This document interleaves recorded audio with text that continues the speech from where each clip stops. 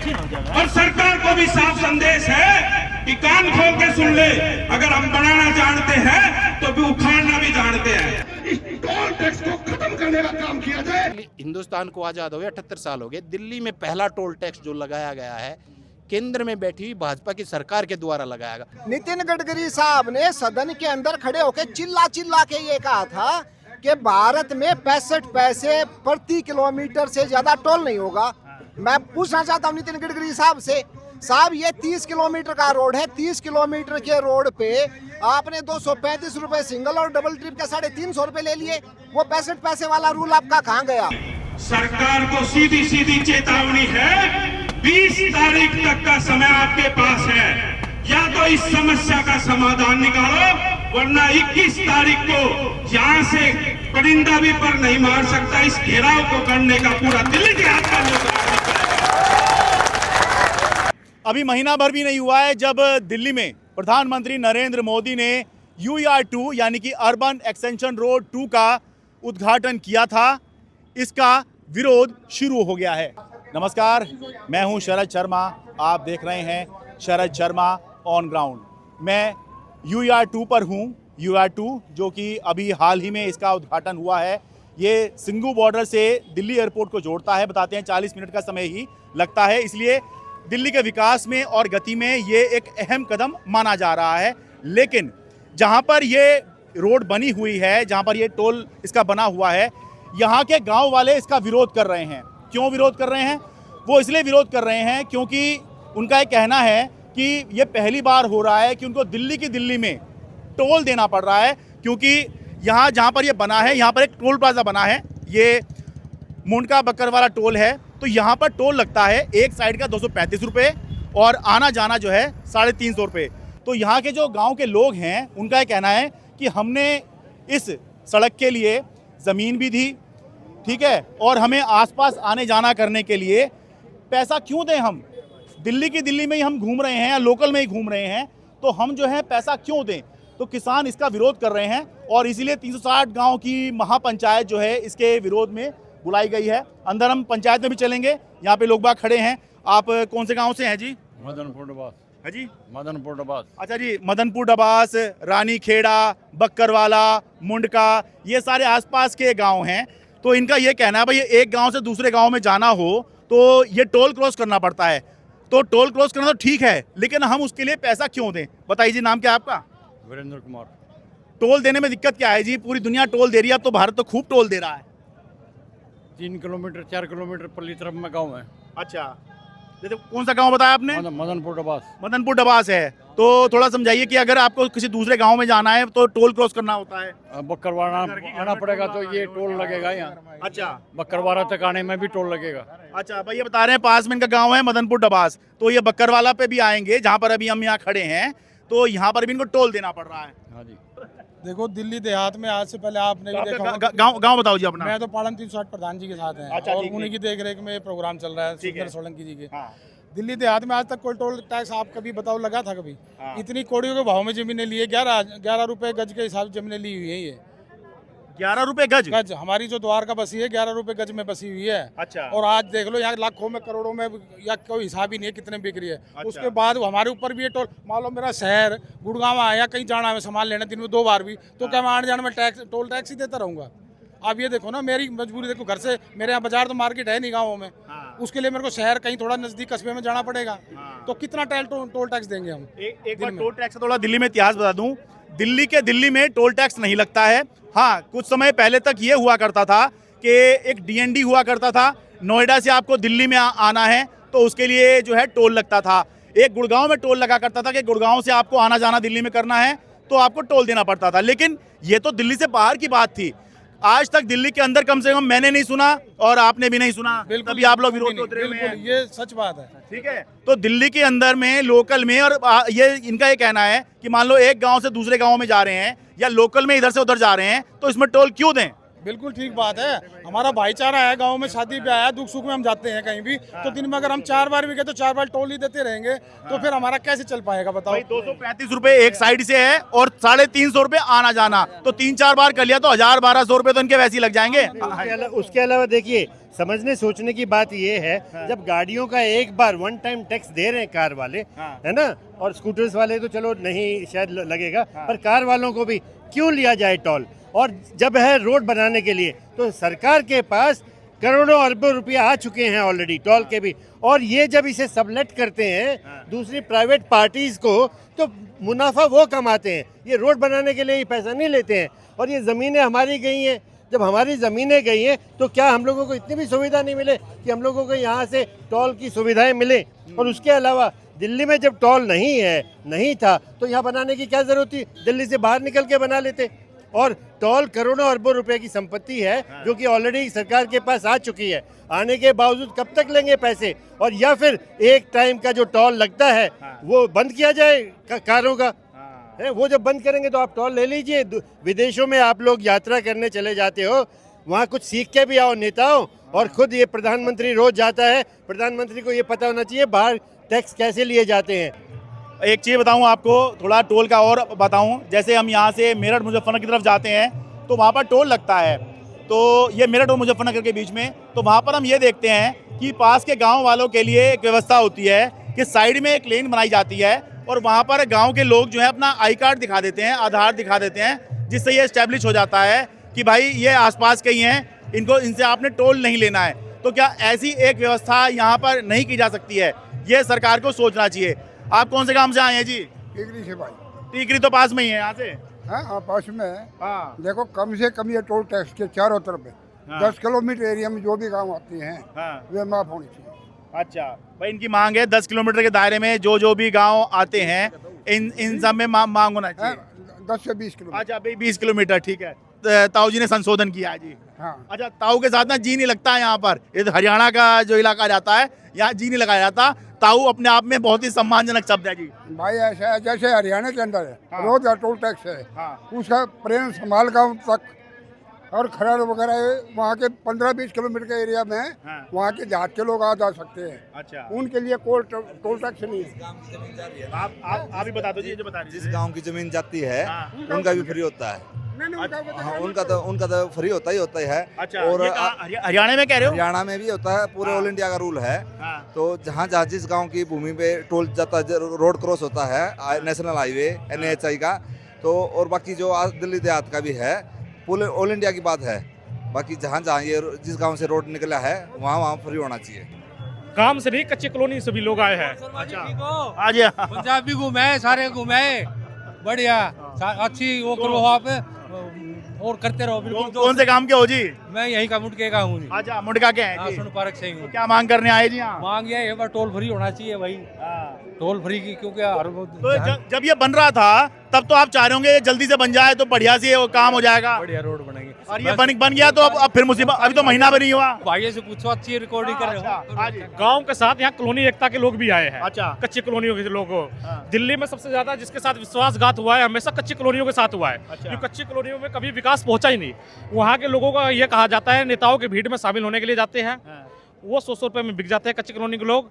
इसलिए आज हम लोग कच्ची कॉलोनी का नेतृत्व करते हुए हम लोग यहाँ पे आंदोलन में आए हैं। अच्छा। कि कच्ची कॉलोनी के लोग भी विकास की मांग करते हैं। जो टोल टैक्स लगाया गया है, काफी अच्छा हाईवे बना है, लेकिन जो टोल टैक्स ये लगाया जा रहा है, ये दैनिक खर्चा बढ़ जाएगा रोजमर्रा की जिंदगी में। लोगों को यहाँ से अपना ड्यूटी के लिए जाना होता है, स्टूडेंटों को अपने कॉलेजेस के लिए जाना होता है।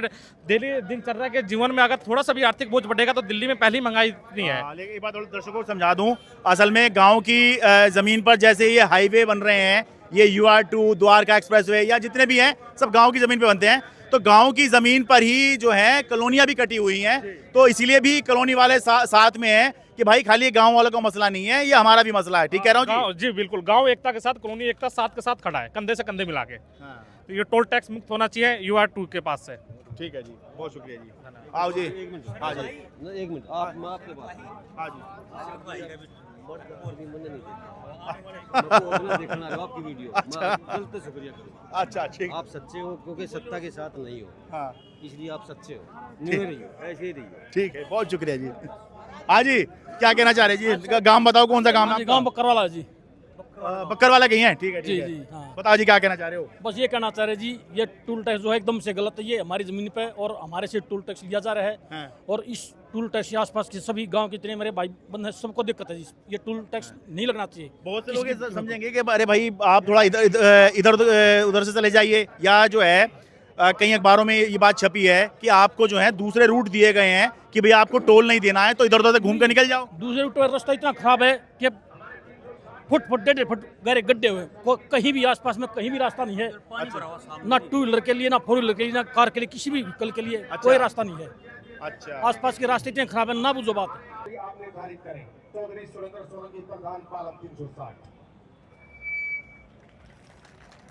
देखिए जी, बड़ी संख्या में यहाँ पर गांव के लोग जुटे हैं।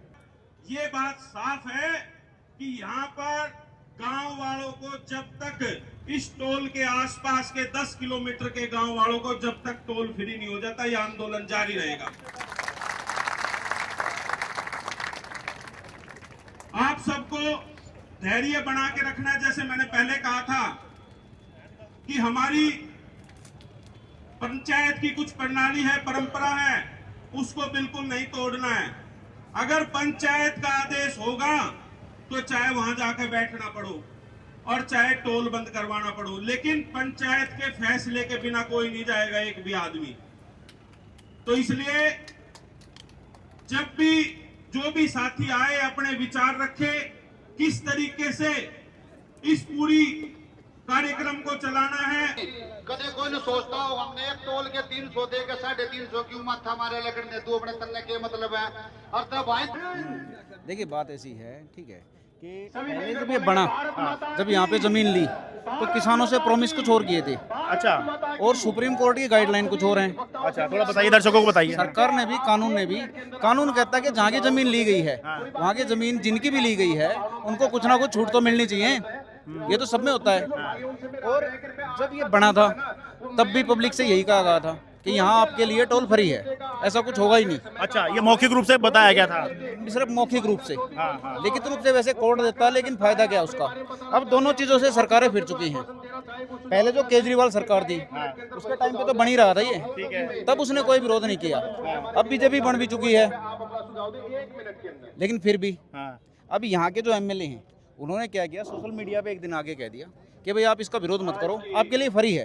अच्छा, लेकिन जब प्रैक्टिकल तरीके से यहाँ का आदमी निकलता है, यहाँ से मुंडका का, बक्करवारे का, या बवाना से लेकर नरेला तक, कहीं भी, या नजफगढ़ तक, जो भी यहाँ से जाता है दिल्ली का, उसके पैसे लगते हैं। तो सरज जी, आप बड़ी अच्छी वो करते हो, सारे चैनलों से अलग आपकी पत्रकारिता होती है, जो मुद्दे होते हैं उन पे आप कार्य करते हो। मैं आपको बताना चाहता हूँ, 78 साल के इतिहास में दिल्ली हिंदुस्तान को आज़ाद हो गया 78 साल हो गए। दिल्ली में पहला टोल टैक्स जो लगाया गया है केंद्र में बैठी हुई भाजपा की सरकार के द्वारा लगाया गया।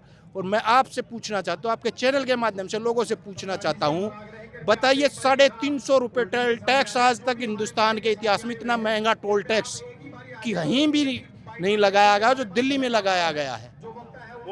डीएनडी पे लगता था, मुझे लगता है कि 20 रुपये 40 रुपये, जो बंद हो गया है, वो भी दिल्ली से बाहर आने जाने का था, दिल्ली के अंदर नहीं था वो। ये पहली बार ऐसा हुआ है दिल्ली में जो 350 रुपये के मल्टीपल आप आओगे जाओगे गुड़गांव की तरफ से 235 रुपये एक तरफ से और 350 रुपये आना जाना। बिल्कुल, ये सबसे महंगा टोल टैक्स है। मैं आपसे पूछना चाहता हूँ, दिल्ली देहात का कौन ऐसे लोग हैं, गरीब लोग हैं, किसान लोग हैं, जिन्होंने, मैं आपको बताना चाहता हूँ, जिन लोगों ने अपनी जमीन दी है उन लोगों का भी टोल टैक्स वसूला जा रहा है 350 रुपये। अब भाई ने बताया 78 साल से दिल्ली में टोल नहीं था। टोल क्यों नहीं था? दिल्ली के गजट नोट में लिखा हुआ है जहां नगर निगम होता है, नगर निगम की सीमा के 10 किलोमीटर तक लीगली आप टोल लगा ही नहीं सकते। अच्छा। उस नियम को ताक पे रख के, उस नियम की हत्या करके, लोकतंत्र की हत्या ये सरकार है, उस नियम की हत्या करके यहाँ टोल बनाया। दूसरी बात, नितिन गडकरी साहब ने सदन के अंदर खड़े होकर चिल्ला के ये कहा था कि भारत में 65 पैसे प्रति किलोमीटर से ज्यादा टोल नहीं होगा। मैं पूछना चाहता हूँ नितिन गडकरी साहब से, साहब ये 30 किलोमीटर का रोड है, 30 किलोमीटर के रोड पे आपने 235 रुपए सिंगल और डबल ट्रिप के 350 रुपए ले लिए, वो 65 पैसे वाला रूल आपका कहाँ गया? एक बार बताओ। जितने भी किसानों की ज़मीन गई है उनका भी टोल यहाँ पे माफ़ नहीं है। अरे जिनकी ज़मीन गई है इस रोड में कम से कम उनका तो माफ़ करो। सबसे बड़ी चीज़ ये है, आपकी किसी चीज़ में ज़मीन चली गई, आपको उस चीज़ का फ़ायदा तो मिलेगा। यहाँ पे उन किसानों को भी फ़ायदा नहीं मिल रहा है। सभी ने यही धारणा की है, सभी के यही विचार है कि भाई दिल्ली में टोल आज तक नहीं लगा, आगे भी नहीं होना चाहिए। ये टोल पूरी तरह से अवैध है। ये जो रोड बना है ये गवर्नमेंट फंडेड प्रोजेक्ट है। गवर्नमेंट ने ऑलरेडी पब्लिक से टैक्स लिया, उस टैक्स से ये प्रोजेक्ट बनाया। तो टैक्स के ऊपर दोबारा टैक्स लेना गैर कानूनी है, अवैध है। अगर ये प्रोजेक्ट बना होता पीपीपी मॉडल पे, पब्लिक प्राइवेट पार्टनरशिप, जिसमें पहला ये होता कि भैया कॉन्ट्रैक्ट है 15 साल का 20 साल का, जैसा NH8 में हुआ था, वो एक कंपनी ने बनाया था और उसके बाद वो टोल लेके उसका मुआवजा पूरा हुआ था, खर्चा पूरा हुआ था। ये जो टोल है, ये जो रोड है, ये गवर्नमेंट फंडेड प्रोजेक्ट है, जिसका हम पहले से गवर्नमेंट को पैसा दे चुके हैं। जो GST की दरें गवर्नमेंट ने अब रोल आउट की हैं, हम माचिस से लेकर और घर के हर सामान का टैक्स का पैसा दिया है, उसी से ही ये रोड बना है। तो गवर्नमेंट का इस पे अवैध वसूली का कोई हक नहीं बनता। और अब पंचायत में फैसला सुनाया जा रहा है। चौधरी सुरेंद्र सोलंकी हैं, ये प्रधान हैं 308 खाप पंचायत के। सरकार को सीधी सीधी चेतावनी है, 20 तारीख तक का समय आपके पास है, या तो इस समस्या का समाधान निकालो, वरना 21 तारीख को जहां से परिंदा भी पर नहीं मार सकता, इस घेराव को करने का पूरा दिल्ली के हाथ का लोग सरकार और नितिन गडकरी 20 तारीख तक अगर आपने कर दिया, बड़ी पंचायत में कह रहा हूं, तो आपका धन्यवाद भी प्रस्ताव पास करेंगे, और नहीं करे तो 20 तारीख के बाद ये टोल कंपनी के लोग भी कान खोल के सुन ले भाई, अगर हमारे लोगों के साथ बदतमीजी की गई तो इस टोल को उखाड़ कर फेंकने के लिए सेकंड नहीं लगाएंगे। अपनी नौकरी करो, अपना टोल चलाओ, भाईचारे से चलाओ, लेकिन दिल्ली देहात के लोग यहां किसी भी सूरत में टोल टैक्स नहीं देंगे। और कान खोल के सुन लो, 20 तारीख तक का समय आपके पास है। अगर सबकी सहमति हो तो इस प्रस्ताव को पास करें। एक मिनट रुको भाई, कि 20 तारीख तक सरकार या तो बुला के हमारी समस्या का समाधान करे, वरना 21 तारीख को यहां से पूरा रोड जाम कर देंगे और एक नागरिक को लेकर आऊंगे दिल्ली देहात के कॉलोनियों के, और यहां से परिंदा भी पर नहीं मार पाएगा।